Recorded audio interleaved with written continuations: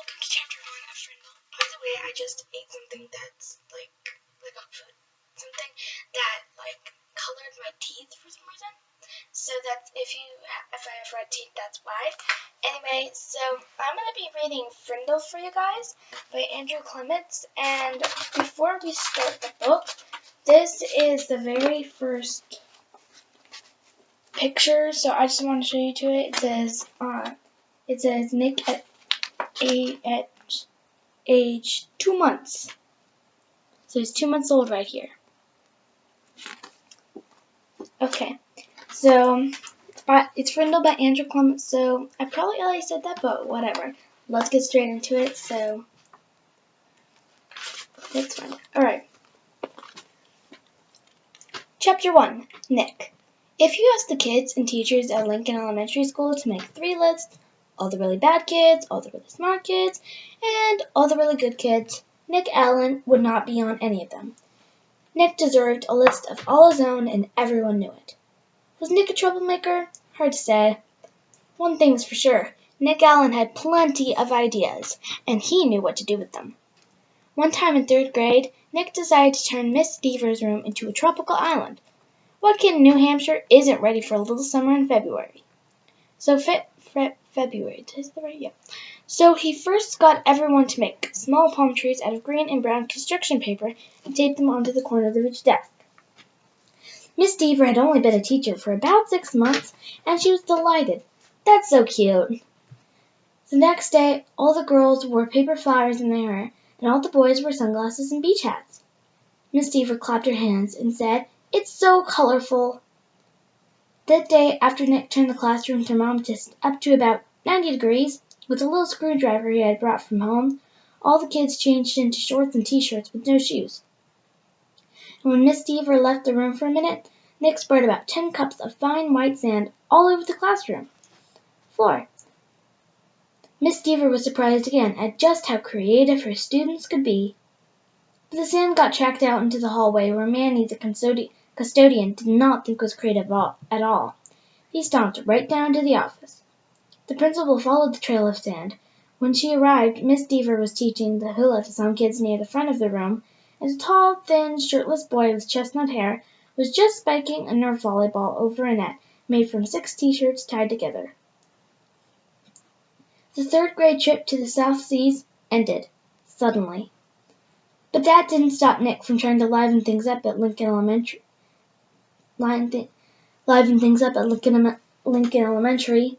The school needed a good jolt once in a while, and Nick was just the guy to deliver it.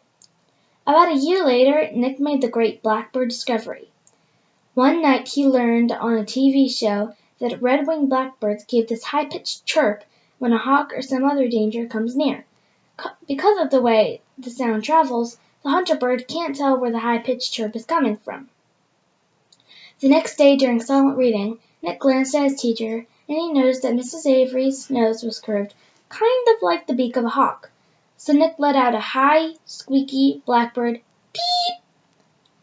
Mrs. Avery jerked her head out from her book and looked around. She couldn't tell who did it, so she just said, "Shh!" to the whole class. A minute later, Nick did it again, louder. Peep! This time there was a little giggling from the class. Mrs. Avery pretended not to hear the sound, and about 15 seconds later, she slowly stood up and walked to the back of the classroom.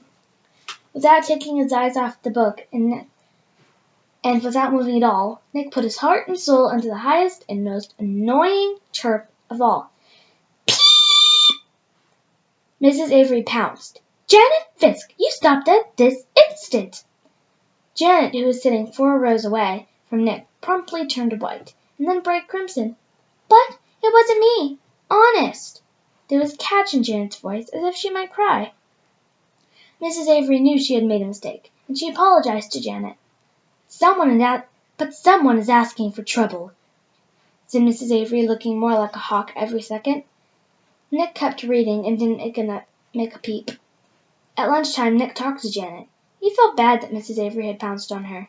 Janet lived in Nick's neighborhood, and sometimes they played together. She was good at baseball, and she was better at soccer than most of the kids in the whole school, boys or girls.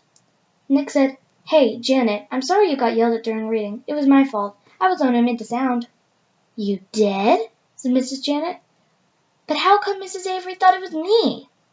So Nick told her about the blackbirds, and Janet thought it was pretty interesting. Then she tried to make a peep or two, and Janet's chirp were even higher and squeakier than Nick's. She promised to keep everything a secret. For the rest of Nick's 4th grade year, at least once a week, Mrs. Avery heard a loud peep from somewhere in a classroom. Sometimes it was a very high-pitched chirp, and sometimes it was a very high-pitched chirp. Mrs. Avery never figured out who was making that sound, and gradually trained herself to ignore it. But she still looked like a hawk. To Nick, the whole thing was just one long and successful science experiment. Janet Fisk ignored too. Chapter 2. Mrs. Granger. 5th grade was different. That was the year to get ready for middle school. 5th grade meant passing classes, it meant no more morning recess, it meant real letter grades on your report cards, but most of all, it meant Mrs. Granger. There are about 150 kids in 5th grade, and there are 7 5th grade teachers, 2 math, 2 science, 2 social studies, but only 1 language arts teacher. In language arts, Mrs. Granger had a monopoly and a reputation. Mrs. Granger lived alone in a tiny little house in an older part of town. She drove an old pale blue car to school every morning, rain or shine, snow or sleet, hail or wind.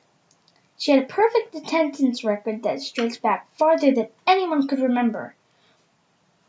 Her hair was almost white, swept away from her face and up in something like a nest on the back of her head. Unlike some of the younger women teachers, she never wore pants to school. She had 2 skirt and jacket outfits, her gray uniform and her blue uniform, which she always wore over a white t-shirt with a little cameo pin at the neck. And Mrs. Granger was one of those people who never sweats. It had to be over 90 degrees before she even took off her jacket. She was as small as teachers go. There were even some 5th graders who were taller. But Mrs. Granger seemed like a giant. It was her eyes that did it. They were dark gray, and if she turned them on full power, they could make you feel like a speck of dust. Her eyes could twinkle and laugh too. And kids said she could crack really funny jokes, but it wasn't the jokes that made her famous. Everyone was sure that Mrs. Granger had X-ray vision. Don't even think about chewing a piece of gum within 50 feet of her. If you did, Mrs. Granger would see you and catch you and make you stick the gum onto a bright yellow index card. Then she would safety pin the card to the front of your shirt, and you'd have to wear it for the rest of the school day. After that, you had to take it home and have your mom or dad sign the card and bring it back to Mrs. Granger the next day. And it didn't matter to Mrs. Granger if you weren't in 5th grade, because the way she saw it, sooner or later, you would be. All the kids at Lincoln Elementary School knew that at the end of the line, 5th grade, Mrs. Granger would be the one grading their spelling tests, and reading tests, and worst of all, their vocabulary tests. Week after week, month after month. Every language arts teacher in the world enjoys making kids use the dictionary. Check your spelling, check the definition, check those syllable breaks. But Mrs. Granger didn't just enjoy the dictionary. She loved the dictionary, almost worshipped it. Her weekly vocabulary list was 35 words long, sometimes longer. As if that wasn't bad enough, there was a word of the day on the blackboard every morning. If you gave yourself a day off, didn't write one down, look it up and learn. Pause. Here's a picture. So that's Mrs. Granger right there, and right here, where I pointed to with my pinky, is the, what do you call it? Right, dictionary. So she loved the dictionary. Alright. So I'm going to start the sentence over. So, if you gave yourself a day off and didn't write one down, look it up and learn the definition. Sooner or later, Mrs. Granger would find out. And then just for you, there would be 2 words of the day for a whole week. Mrs. Granger kept a full set of 30 dictionaries on the shelf at the back of her room, but her pride and joy was one of those huge dictionaries with every word in the universe in it. The kind of book it takes 2 kids to carry. It sat on its own little table at the front of her classroom, sort of like an altar at the front of a church. Every graduate of Lincoln Elementary School for the past 35 years could remember standing at that table listening to Mrs. Granger's battle cry, "Look it up! That's why we have a dictionary!" Even before the school year started, when it was still the summer before 5th grade for Nick and his friends, Mrs. Granger was already busy. Every parent of a new fifth grader got a letter from her. Nick's mom read part of it out loud during dinner one night in August. "Every home is expected to have a good dictionary in it so that each student can do his or her homework properly. Good spelling and good grammar and good word skills are essential for every student.